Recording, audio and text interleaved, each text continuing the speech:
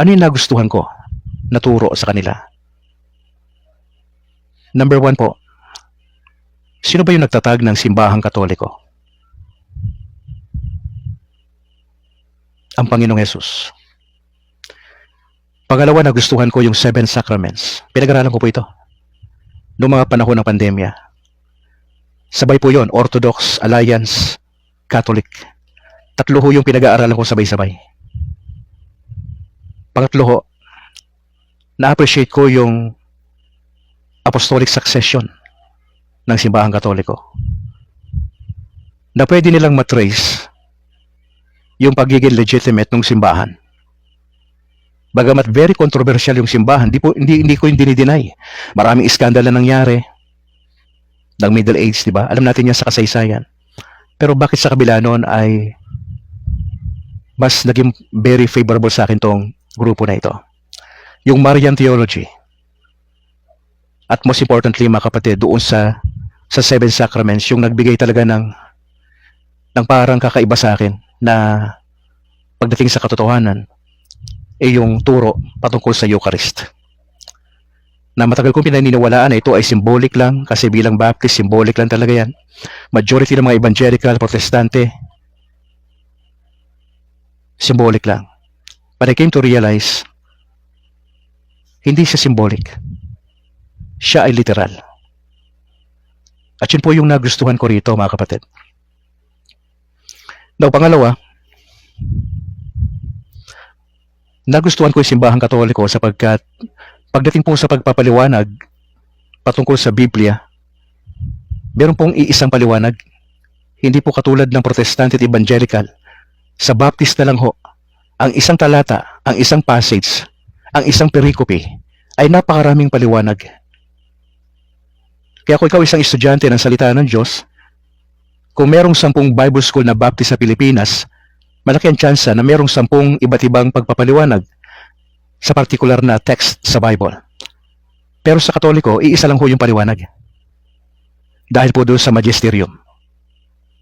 Ito yung grupo ng mga bishops, itong College of Bishops, kasama ho yung Pope, sila ho yung nag-aaral ho noon.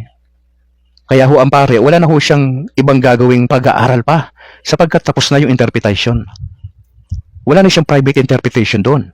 Kung ano yung turo ng simbahan, ibinababa na lang ho yun ng bishop sa mga local priest, at yung mga pristo ay, mapapansin nyo, iisa lang ho yung mensahe po yan sa buong Pilipinas and worldwide. Iisa lang ho. Yung homily nila sa isang Sunday, pare-parehas po yun. Nagkakaiba lang yun sa pagpapaliwanag, siyempre, sa mga illustration. At yun po yung nagustuhan ko. Walang masyadong magulong pagpapaliwanag. Isang pagpapaliwanag lang dahil sa magisterium. Pangatlo, what led me to join the Catholic Church? Mga kapatid, nasawa na tayo sa mga double standard na buhay ng mga pastor. I've been to different churches. Nakapag-observe tayo ng mga pastor na may mga pastor na nagpapasaway sa ministry. Double standard ang buhay. Hindi na ako magbabanggit ng pangalan. Hindi na mahalaga yon. Ang mahalaga lang na obserbahan ko ang buhay ng mga pastor. Yung mga nakasama ko sa ministry. Ang ilan sa kanila seryoso. Pero may mga manggagawa ho ng Panginoon Diyos na pera-pera ho ang nasa utak. Ipagpapalit ang ministry dahil sa pera. Mangangaral po sa pulpito pero double standard po ang buhay. Hindi po honest. Nagwawaldas po ng pera. Nagnanakaw ng pera ng simbahan. Nabubuhay sa immorality. Hindi na natin kailangan magbanggit ang pangalan dito. Yan po yung realidad, mga kapatid. Sabi ko, well, ang Catholic Church, hindi sila perfect. Napakaraming iskandal din ho ng mga naging Pope. Pero bakit mas pinili ni Brad Calix yan kumpara sa ibang mga evangelical churches? Ika-4 na dahilan kung bakit mas kinatigan ko ang simbahang Katolika. Dahil sa protestante, sa evangelical, patuloy po na nagsisiraan. Hindi magkasundo. Nag-aaway lagi. Nag-aaway sa doktrina. Wala pong respeto ang pastor sa kapwa-pastor. Masyadong mayayabang. Yung mga maliliit na pastor, kawawa. Yung mga hindi nakapag-aral ng formal sa theology, hindi masyadong pinapansin. Pinag-uusapan yung mga pastor na mga nalaglag sa imoralidad. Mga pastor na chismoso. Imbis na manalangin, tulungan yung kapatid na nagkamali, alalayan, numero uno mga chismoso itong mga pastor na to. Hindi ko kailangan magbanggit ng pangalan. Kilala nila ang mga sarili nila. At yun po yung aking obserbasyon bilang isang manggagawa. Pagkakanya-kanya po ng bawat denominations. Alam po ba ninyo na ayon po sa datos, nasa 45,000 plus in counting ang dami ng religion, sekta at denominations worldwide. 45,000. Now, ano ang dahilan? Bakit dumadami ang denominations? Bakit may kanya-kanyang sekta? Nagkakanya-kanya po eh. Sakim sa kapangyarihan. Ayaw magpakumbaba.